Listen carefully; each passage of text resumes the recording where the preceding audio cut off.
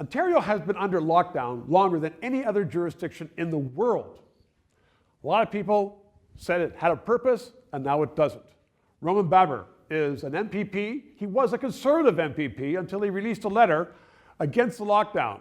And then Premier Ford kicked him out of the party, out of the caucus. He joins me right now. Let's talk about that. You are anti-lockdown. I believe that lockdowns don't work because they don't affect the metrics that actually matter, like ICUs and mortality. We know that the virus affects very vulnerable populations, primarily those in group homes, and we need to focus our protection on those as opposed to keeping 15 million Ontarians in prison.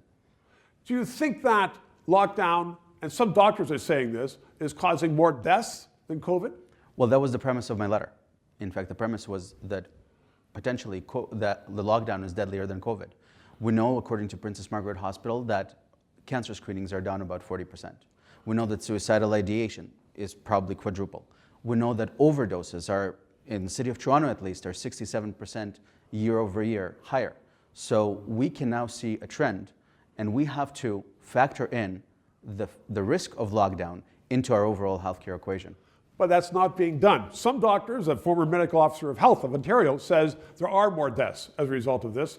Why are not our political leaders, why is not your former premier saying we have other advice as well, not just medical advice, we have economic advice and psychological advice, and we need to temper this lockdown? I think we have this COVID dogma, this politically correct narrative that is fortified by cancel culture that prevents people from actually having a meaningful discussion about what we're doing. In politics, just like in medicine, we have to weigh the consequence of our actions. Unfortunately, not something we're doing. And so, as we near the end of lockdown, it may be extended, but sometime we hope we got to get out of this. How should the leaders be talking to the population about getting out of lockdown? I think the solution I propose to the Premier is make sure you protect long-term care. Finally, 11 months in, we still haven't fortified the iron ring. Number two, if additional hospital capacity is required, build additional hospital capacity.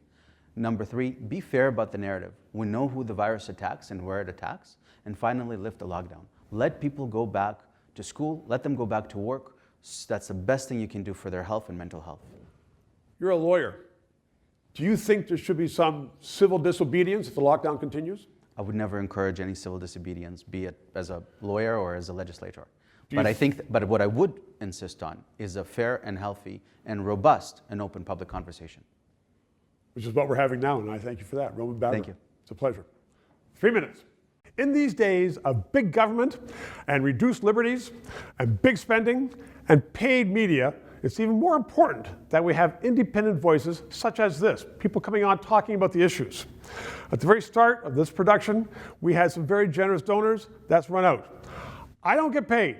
I want to put the message out there. However, the equipment, the crew does cost money. So, if you want to help us keep on going with this thing, you can please send a donation. The address is below.